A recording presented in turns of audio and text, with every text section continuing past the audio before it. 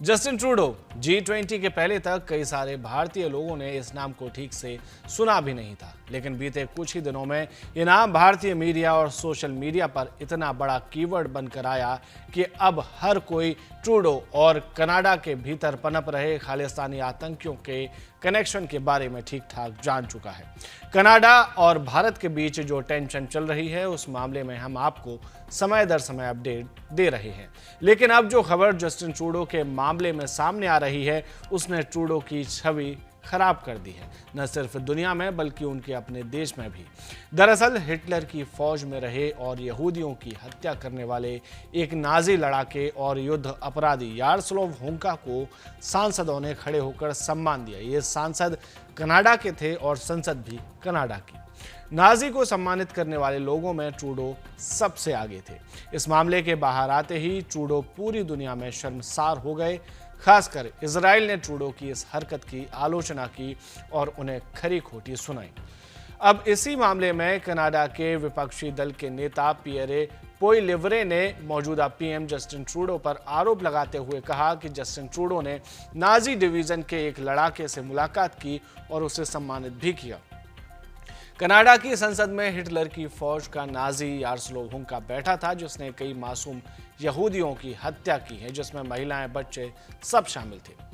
कनाडाई संसद में विपक्ष के नेता पियरे पोइलिवरे ने पीएम की इस हरकत पर उनसे माफी मांगने के लिए कहा था। साथ ही इसे इतिहास की सबसे शर्मनाक घटना भी बताया था। इसके बाद बुधवार को एक बयान ट्रूडो की तरफ से भी आया, जिसमें ट्रूडो ने यारोस्लाव होंका को सम्मानित करने को गलती बताया। साथ ही कहा, मैं शर्मिंदा महसूस कर रहा हूं कि पूरी संसद ने यारोस्लाव को सम्मानित करने पर खड़े होकर ताली बजाई। ये नाजियों द्वारा किए लाखों यहूदियों के नरसंहार का भयानक अपमान है।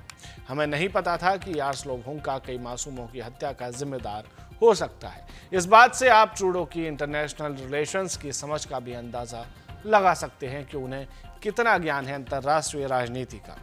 बिना किसी का इतिहास जाने बस सम्मान देकर नाम कमाना ही उनका प्रमुख मकसद था, जो कि अब फेल हो गया। वहीं दूसरी तरफ कनाडा भारत के बीच टेंशन को लेकर भाजपा सांसद जनरल वीके सिंह ने बताया कि ट्रूडो भारत के खिलाफ जो बोल रहे हैं या जो भी कर रहे हैं उसके पीछे उनके राजनीतिक हित हैं, और इसके पीछे वीके सिंह ने जो तर्क दिए वो काफी हद तक इस बात को पुख्ता भी करते हैं। देखिए, किसी भी देश के प्रधानमंत्री के ऊपर कुछ कहना नहीं चाहिए। सिर्फ मैं आपको बैकग्राउंड बता रहा हूँ। जस्टिन ट्रूडो जब सत्ता में आए थे उस समय उनकी पार्टी को पूर्ण बहुमत नहीं था, तो उन्होंने खालिस्तानी पार्टी का सपोर्ट लिया, जिसके कारण वहाँ पर खालिस्तानियों का दबदबा और बढ़ा और उसके बाद उनकी गतिविधियाँ और भारत के खिलाफ जो बोलना था वो ज़्यादा बढ़ गया। इसलिए चीज़ें भारत कहता रहा कि इनको थोड़ा कंट्रोल करिए, वो कंट्रोल नहीं हुआ है। बाद में वहाँ पर हमें लगता है कि गैंग वॉर के कारण 2 खालिस्तानियों की मृत्यु हुई। कनाडा ने कहा कि भारत ने मरवाया है। हमने कहा आप प्रूफ दे दीजिए। प्रूफ उन्होंने दिया नहीं और उसके बाद उन्होंने कुछ ऐसे स्टेप्स लिए वीसा और दूसरी चीज़ों के ऊपर, जिसके लिए भारत को भी वो स्टेप्स लेने थे। जस्टिन ट्रूडो के ऊपर एक तरीके से दबाव काफ़ी चल रहा है।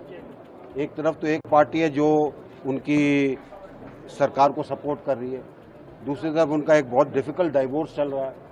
इन चीज़ों का फर्क पड़ता है, तो वहाँ पे जाके किस दबाव के अंदर वो आए मुझे नहीं पता। जब तक भारत में से कोई दबाव नहीं था उनके ऊपर। लेकिन सर, कनाडा से जो रिश्ते हैं वो हमारे अब देखने को मिल रहा है कि पहले से ज़्यादा ही खराब होते जा रहे हैं। आखिर हमारा कनाडा से रिश्ता खराब नहीं हो रहा, हमारा सिर्फ रिश्ता उनकी सरकार के गलत तरीके से खालिस्तानियों को हैंडल करने के अंदर खराब है। देश भर में नहीं है कि जो छापेमारी चल रही है उसको लेकर, देश भर में जो छापेमारी चल रही है नहीं, छापेमारी तो कश्मीर से लेकर कन्याकुमारी तक चलती रहती है, उसमें कोई विशेष बात थोड़ी है। सर, ये विशेष है क्योंकि ये कनाडा से जुड़ा हुआ मामला है। कनाडा से जुड़ा हुआ मामला नहीं है। खालिस्तान के जो लोग हैं जो हमारे लोगों को मारने की चेष्टा करते हैं या हमारे राजनयिकों के खिलाफ मुहिम चलाते हैं, ये वो मामला। लेकिन आपने सर कहा कि जस्टिन ट्रूडो जब से रिश्ते और ज़्यादा बिगड़े हैं, कि क्यों? मैंने ये कहा कि जस्टिन ट्रूडो के आने से खालिस्तानी पार्टी जिसके सपोर्ट से उनकी सरकार बनी, तब से खालिस्तानियों को वहाँ पर ज़्यादा फ्रीडम मिली, ज़्यादा उनको स्वतंत्रता मिली, उल्टे काम कर